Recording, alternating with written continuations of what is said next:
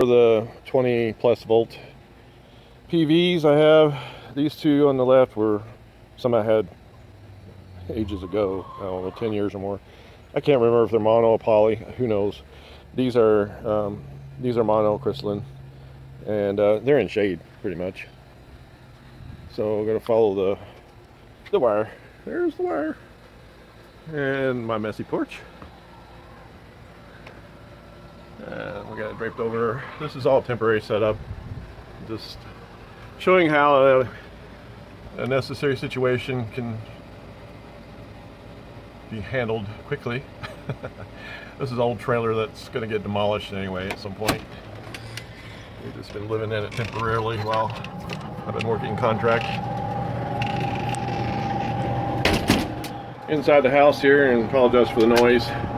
There's where the wires. I've got two sets of wires so I can charge two of these solar generators. It was down to 70% I think this morning when I started. The input on it 59 watt, almost 60 watts, and that's with shade on those 4 panels. This will intake up to 200 watts. 3 outlets. I think they're rated around 10 amps each. I could be wrong on that. Somebody feel free to correct me. It's a BougeRV solar input here. This would be an alternate input for like charging off your car while you're driving. Then you got your USB-C port, 60 watt, and then a fast charge USB, and then 2 old school 2.4 amp USBs. So, and then of course the typical receptacle if you're wanting to plug in an appliance that uses a car cigarette lighter.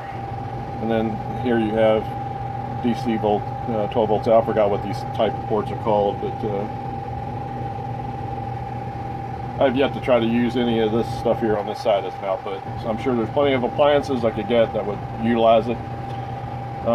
Power, and then of course to energize any of the banks, like there's a button that you have to hold down 2 seconds to energize that turns on the inverter.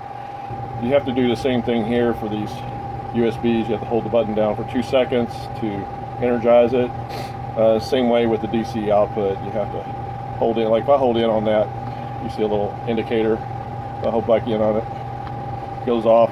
Same way for USB, 2 seconds it's on, a couple seconds it's off. Same way for the inverter. I can turn it in.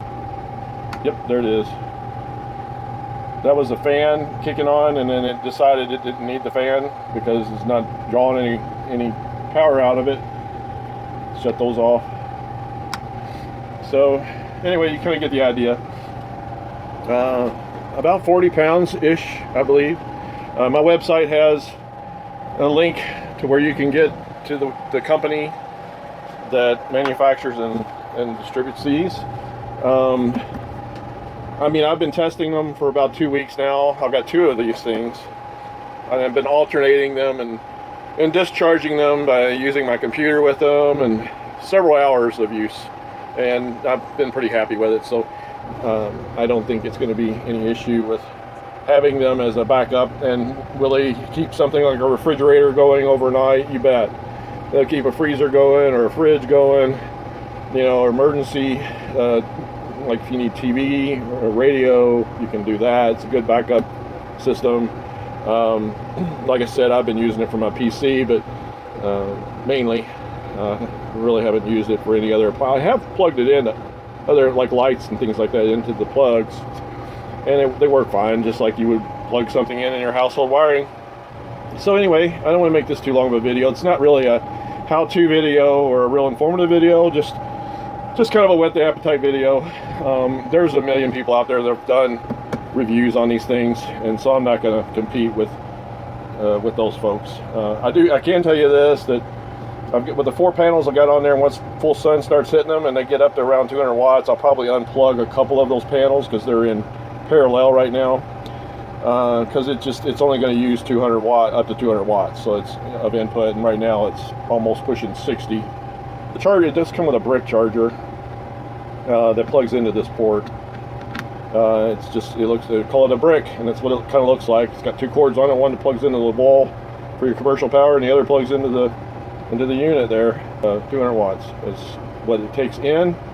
It'll put up to 1200 watt hours, or is it 1100? I think it may be 1100. I'm trying to remember. It's probably somewhere under 1100 because they're always a little less because of loss of energy and inefficiency, and that's with all of these units.